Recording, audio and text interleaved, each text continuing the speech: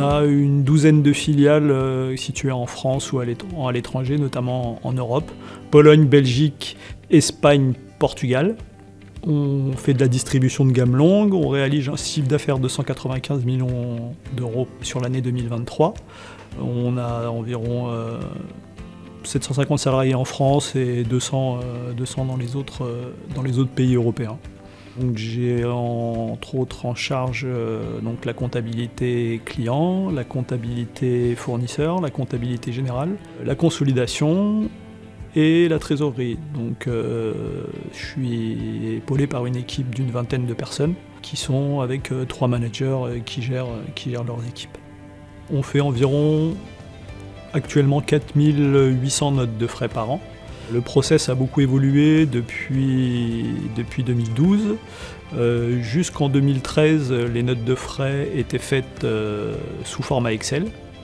Elles étaient transmises chaque mois avec les justificatifs sous format Excel. C'était très aléatoire, on avait de tout, du Excel manuel, du Excel papier, du Excel transmis par mail, enfin voilà, c'était un peu ingérable. En 2014, on a profité du changement de notre outil RH pour passer à une semi-dématérialisation de la note de frais. Donc ils avaient un outil de note de frais dans lequel on est venu se greffer et on a donc, je dirais, dématérialisé le workflow de validation de la note de frais. Mais voilà, c'est une semi-dématérialisation parce qu'on est quand même resté sur une transmission des justificatifs manuels.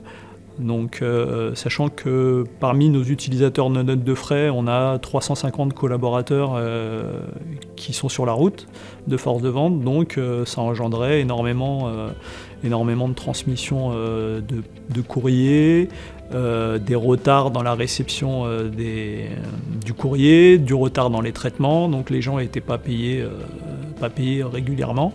Donc voilà, c'était une première étape, mais c'était pas complètement concluant.